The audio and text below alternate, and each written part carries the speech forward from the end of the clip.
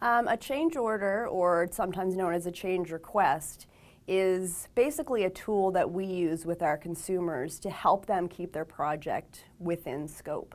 As I mentioned before, identifying scope at the beginning of a project is critical to keep the project on schedule and on budget. So a change order is a tool that we use with our consumers to help them manage that scope.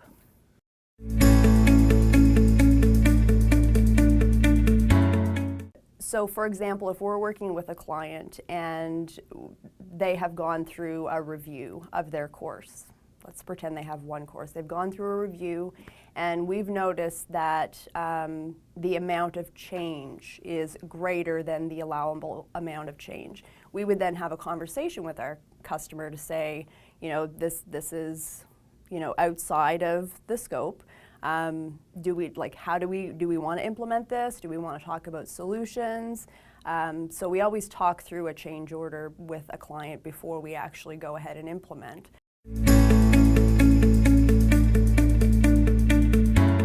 Not necessarily. For example, if there's a change in the schedule, we document those milestones as well, just so the client knows if they have to report back to their key stakeholders on the project. And so we know and have a record of the fact that the schedule has changed and either is going to be delivered sooner or is going to be delivered later. And we term that as a no-cost change order. Okay.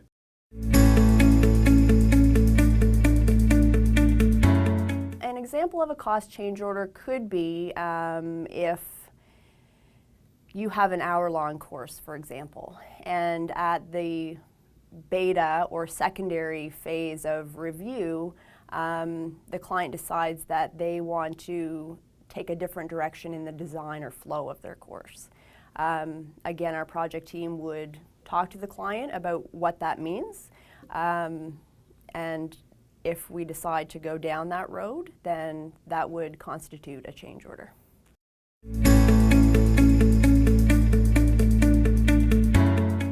I would suggest that change orders and really the change control process is discussed right at the outset of a project, and that ties back to identifying the scope and making sure that the scope is very clear and is understood by all parties. So in selecting a vendor, I would suggest asking about what that vendor's change control process is, what it means, and whether or not it's going to incur a charge, and if so, what that charge could be.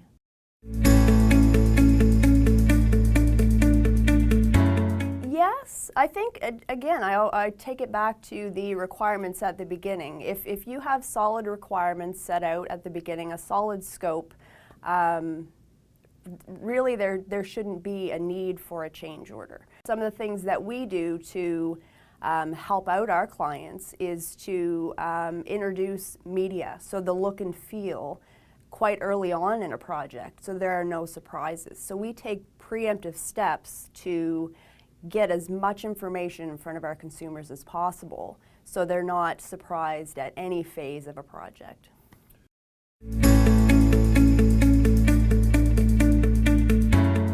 The most common cause of a change order would be due to changing of clients' minds.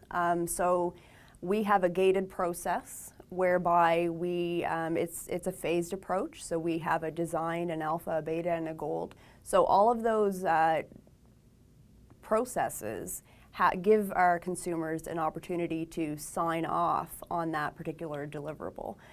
So anything that would be added or changed after that sign off would be considered a change order for cost.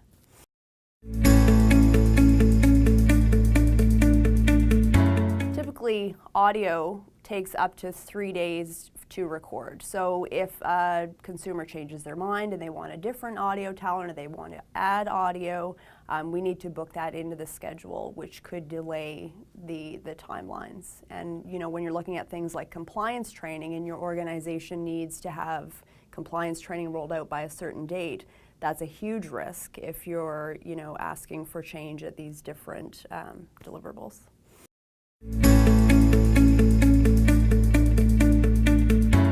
financial risk of a change order is once you sign a statement of work, typically with a vendor, you're locked into that vendor. You've already invested a significant amount upfront to get the project started.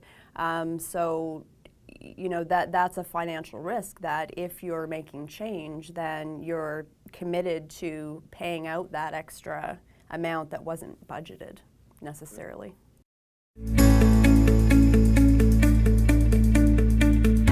One of my biggest recommendations would be to understand the project and understand the project scope.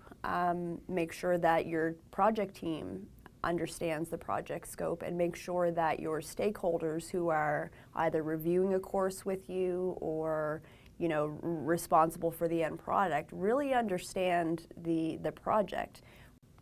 Introducing somebody late in the game who doesn't necessarily understand the scope or the steps you took to get to where you are is a huge risk for a change order.